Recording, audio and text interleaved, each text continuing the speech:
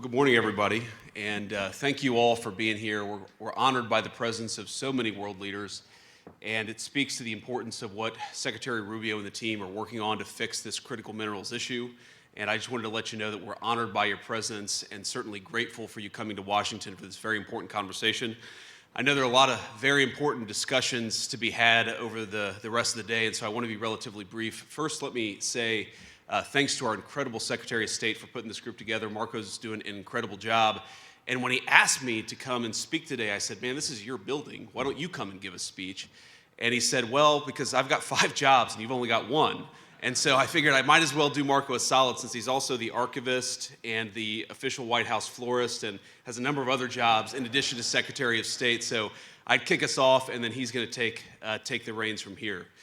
But let me just say a few things about what we're doing and why this matters. So I remember after our very wildly successful military operation in Venezuela, the President of the United States was talking with me and Marco and some of the other senior members of the cabinet. And he was talking just about how important it was that we ensured that the global economy had access to oil and gas many years in the future. And that, of course, is one of the reasons why we're interested in Venezuela is because it has such a critical importance in this all-important resource called oil.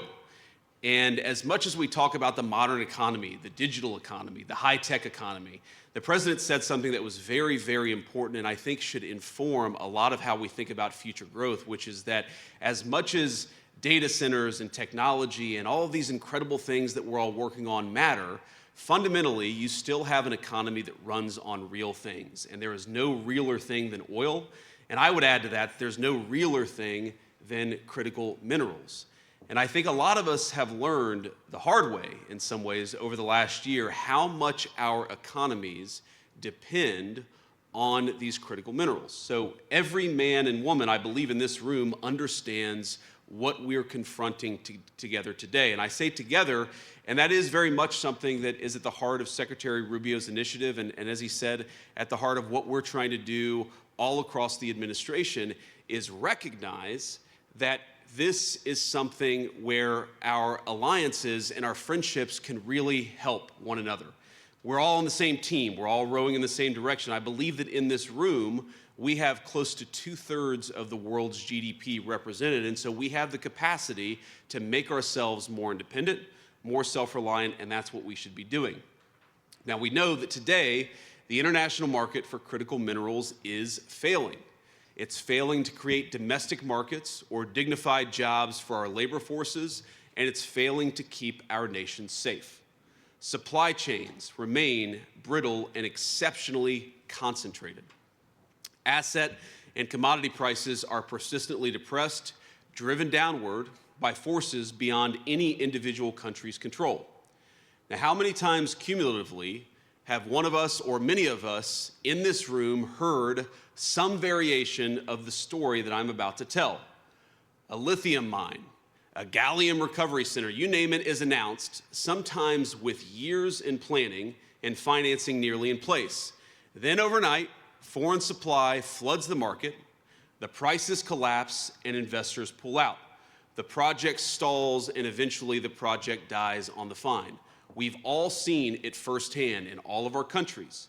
And the result is a global market where consistent investment is nearly impossible, and it will stay that way so long as prices are erratic and unpredictable.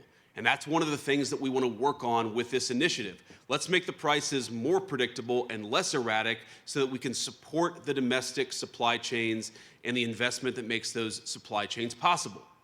Now, across Europe, North America, there are dozens of mining and processing initiatives that have been suspended or completely abandoned because sustained price weakness makes financing impossible. Time after time, advanced economies with deep capital markets are finding that projects cannot clear costs. The same story plays out elsewhere around the world. In resource-rich developing economies, only a tiny fraction of global mining investment, including from nations, many of them in this room, is reaching the point of actual projects. We plan, we think about it, we even invest a little bit of money, we do the regulatory work, but so many of them die on the vine. Now, everyone knows that these deposits exist. We've mapped a whole lot of them, and we know they're ready to be mined and processed. But capital can't reach them so long as investors lack confidence that those markets are going to remain stable for long enough to justify the long-term commitment. That is the problem that we confront. And even here in the United States, even with all the incredible things that President Trump and the entire administration has done to eliminate permits, to open up the regulatory environment, we have private financing that we've secured, but even in some cases, even in the United States, some of these projects are struggling to attract investors. We see telltale signs of a market distorted beyond recognition, one that punishes strategic investment, one that punishes diversification, and one that punishes long-term planning. This is crazy. We should have the kind of global markets, the kind of domestic markets that reward long-term planning, that reward strategic thinking, and that's exactly what we're trying to do. Now, I think every single one of us represented in this room has become dependent on arrangements we did not choose, and right now, arrangements that we cannot control. We all face the same vulnerability: access to the things that protect our people and sustain our way of life. Everything from missile defense systems, to energy infrastructure, to advanced manufacturing, to emerging technologies. The fundamental supply chains that support these industries sometimes can vanish in the blink of an eye without any control or influence from many of the countries in this room. And we in the Trump administration believe it is the business of the government, of the people's government elected just over a year ago, to confront such problems, and that we want to confront them together. And I think that you're all here, at least I hope you're all here, because you all feel the exact same way. Now, our administration came into office last January, barely a year ago, with a clear mandate to reindustrialize the United States of America and return American workers to the center of our economic policy. And that is what we are doing. And I want to tell you just a little story about one of the very first meetings I had with our Secretary of Commerce and the Secretary of the Treasury, two great people, two great business leaders. And I remember saying, look, we have our views of the Biden administration. We're not particularly fans, as you may have guessed. But setting that to the side, surely the Biden administration put together a list of the critical industries, the critical technologies, the critical manufacturing facilities that are supported by these rare earth minerals, these critical minerals. We may think it's bad work. We may think the people who put it together weren't particularly wise, but surely that gives us some foundation to build on. And I was shocked when our Secretary of the Commerce and Secretary of the Treasury came back to me and said, actually, we have never done this. For the last 4 years, the Biden administration never sat down and tried to understand what are the critical deficiencies in world supply chains. That's crazy. It's insane that we ever got to this point. But in just 1 year, the President of the United States has struck dozens of deals to fix that problem. Domestic and foreign producers are both included in this, and we're trying to ensure durable, end-to-end supply chains for our country, but also for many of our friends. We've mobilized public financing tools at an unprecedented scale, providing up to $100 billion in lending authority for critical minerals to the Office of Strategic Capital. Marco's now a venture capitalist too. He's got many jobs. We've overturned old orthodoxies and taken direct stakes in high-value mining and processing companies. The United States had not built a primary smelter in this country since 1980, before I was born, 4 years before I was born. In the last month alone, we have announced two, one of which is already fully funded. And on Monday, the Trump administration announced Project Vault, America's first ever domestic critical minerals stockpile. With these moves, we intend to build an ironclad network of new industrial supply chains to span the entire nation. We're going to create good-paying jobs, skilled jobs for the American labor force, and those people, those great workers, are going to be securing a new era of prosperity for American families, and I believe for many people all over the world. But we seek to make sure our friends and our allies are part of this and that you all are covered as well. Our goal here, and the reason why we're doing this conference, is to align trade policy, development finance, and diplomatic engagement towards a shared strategic objective. And that objective is very simple: diversifying global supply in the critical minerals market while strengthening the partner countries who help all of us in this shared effort.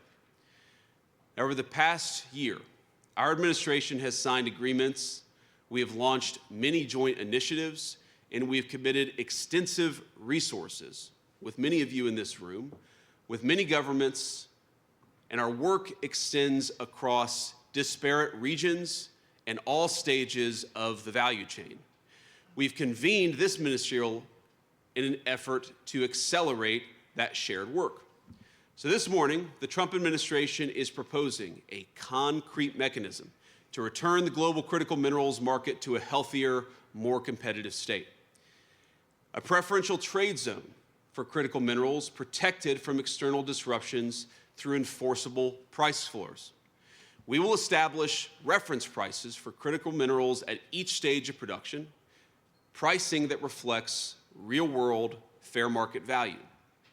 And for members of the preferential zone, these reference prices will operate as a floor, maintained through adjustable tariffs to uphold pricing integrity. We want to eliminate that problem of people flooding into our markets with cheap critical minerals to undercut our domestic manufacturers, because we know, of course, that as soon as they've undercut our domestic makers, the domestic markers, they leave the market, and the people who undercut them then jack up the price to a completely unfair level. We're going to fix that problem.